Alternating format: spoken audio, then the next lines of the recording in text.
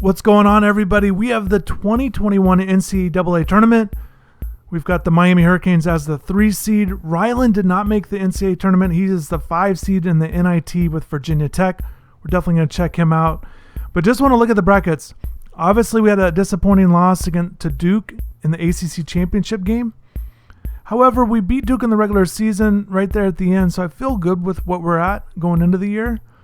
However, I'm looking to make some changes once again, and I hate doing it this time of year. I just think it'll give us a better opportunity moving forward. I'll show you that in a bit. But just kind of looking at the brackets, obviously you see the top teams there as the 1 seed all the way around. And looking at Virginia Tech, I want to see where he's at. So he plays Ohio in the first round. So definitely curious to see how that works out for Ryland as well.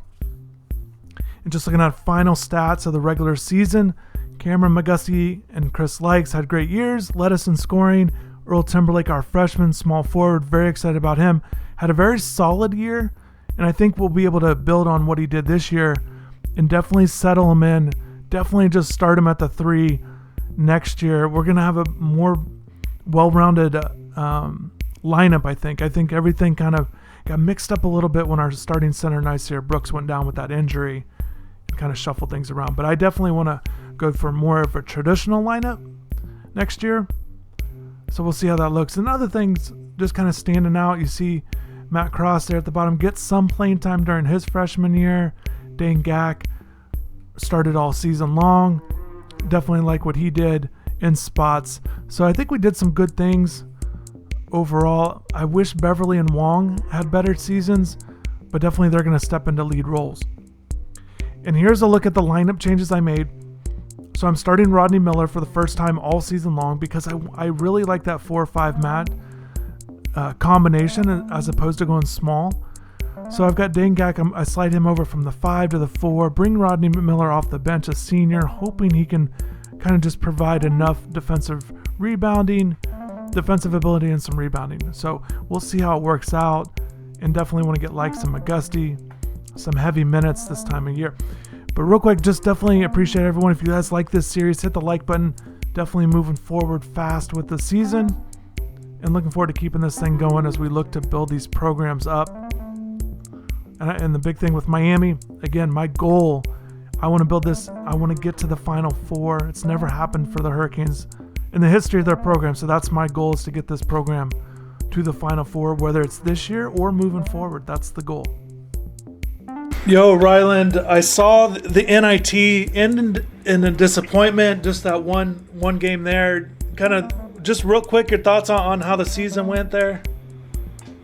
Well, yeah, it ended quite a bit of disappointment, but kind of our whole little last third of the season kind of didn't go so well. So I only really met about half of my coach goals. And I wouldn't say we ended on a bright note. So overall, I would say maybe met expectations, maybe a little under expectations. But I would not call it a successful season overall. So Ryland finishes the season 18-16. And here we go. We've got Elon in the opener. Very excited about this. Very excited that we're back in the NCAA Tournament. Miami had 3 years in a row where they made it, and they've missed it the last 2. So now we're looking to get back in, and I want to stay. We definitely got to make it to the NCAA Tournament every year is the goal moving forward. And this is absolutely heartbreaking. We lose 69-57. We're the 3 seed. We get upset. It's a Cinderella story for the Elon Phoenix. It's heartbreaking news for us. Very disappointed. The thing that stands out, I'm looking right now, McGusty he barely played. It looks like he went down with an injury. But this is definitely disappointing. It was a year where I had to make adjustments on the fly, and it felt like, I don't know, I wish, kind of looking back, I wish I would have maybe been able to stay with more of a traditional lineup. I think we would have had a really good season. We were looking very strong when Brooks was in there. And just looking at McGusty, yeah, so he has that huge injury. My goodness. That's why he only played a little bit. The torn Achilles, that's what Brooks went down with. He's our leading scorer. That was huge with him going out with the injury. We just could not bounce back from that at all. And that's disappointing. And Cameron's a senior. And I think I got a note that Likes was hurt too. So, oh my goodness. Likes goes down with a triceps injury during the game as well. So our starting backcourt, the two guys have led us in scoring. That's essentially what happened. They both got hurt in this game, and we could not regroup. Beverly comes off the bench. He goes 0 for 11. That's not good. Wong was solid.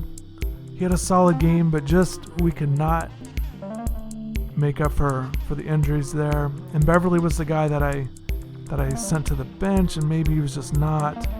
Maybe it was just a bad coaching move. Maybe it happened. I didn't adjust well enough there. And again, my thinking was like, I want to go to a more traditional 5 with that power forward center combination. Again, trying to free up Timberlake. He didn't have a good game there. So ultimately it comes down to we were not clicking, or at least I wouldn't say that, because we got that big win against Duke.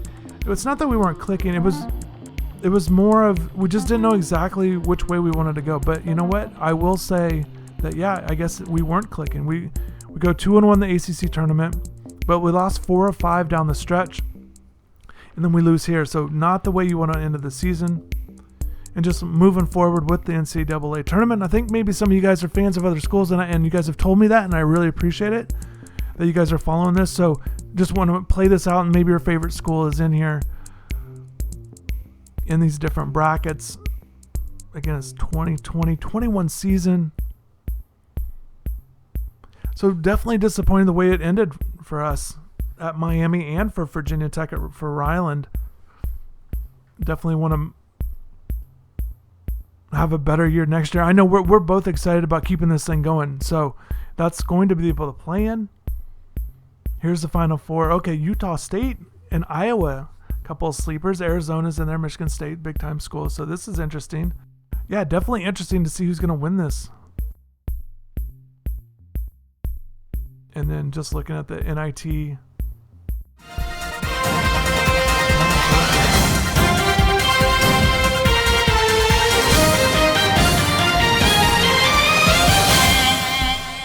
So this is good. Very curious to see how this works.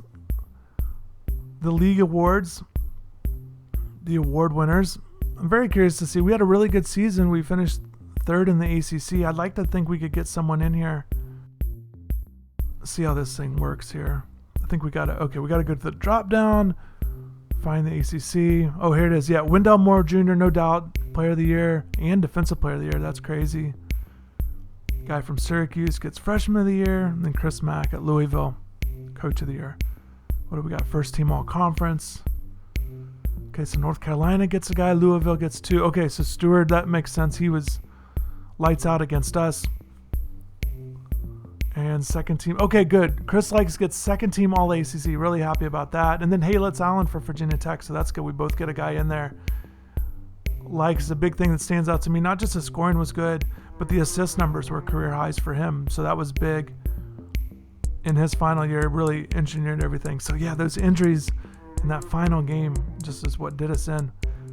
I like this little season award show. This is pretty neat. I would have liked to have maybe gotten a little bit more.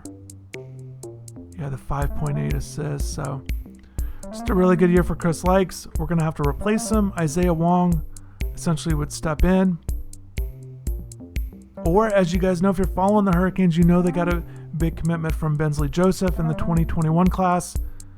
And we have a point guard, so we'll make that move and make sure Joseph is on our roster moving forward. Want to check out some emails here. Okay, players declaring for the draft. Good news, no one's leaving. Coaching jobs available.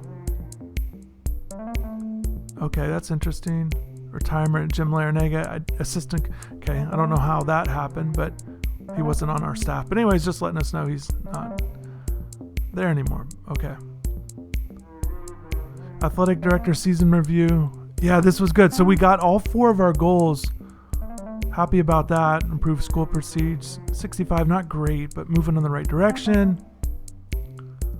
So that's good. Definitely just want to build on all that. And I assume the goals will change for us next year. Coaching jobs available. I'm curious about this. So we got to advance it and see which ones are available. I'm excited about that. As you know, it's a Miami series, so we are going to stay for sure. don't know what Ryland wants to do. Wow, so this is huge news. Duke, North Carolina, and Syracuse. Wow, those are big-time programs. And the thing about that stands out to me is those do not open up. That's the way college basketball works. Big-time programs like that do not open up very often. I'm very curious what Ryland's mindset is, if he's going to stay at Virginia Tech or if he's going to try to apply for one of these jobs. So I definitely want to check in with him and see what he has to say about that. Yo, so I see some exciting news. There's 3 big coaching job openings in the ACC: Duke, North Carolina, and Syracuse. What are your thoughts? Are you going to try to apply for one of those, or what are you kind of thinking? Or do you just stick with Virginia Tech? What are you going to do? Do you know? Well, no, I don't know yet, but part of me really wants to stick it out with Virginia Tech for at least a couple of years and see, if I can even build it up at all, or do I just completely fall flat on my face? So I do kind of want to stick with them, but then the other side of me is like, it would be a lot easier if I was at one of those other schools where I could, recruit a little bit better, be a little bit more competitive. Of course, that's in the lore, but if I'm being honest with myself, I don't even know if one of those schools would hire me, so I haven't really done a whole lot yet. So I don't know. I haven't really decided yet. So yeah, you heard from Ryland. Very curious of what he's going to do. What I'm asking of you guys is drop in the comments. Let us know. What should Ryland do? Should he try for those jobs? Should he just stick it out at Virginia Tech? Maybe there's one of those other programs, maybe the UAB job, something else that maybe you'd like for him to take. We'll definitely check in with that next episode as we move forward with our off-season plans. Thank you for watching. Thank you for subscribing. Check out InsideTheU.com for coverage of the Miami Hurricanes. You can follow me on Twitter at InsideTheU, and take care.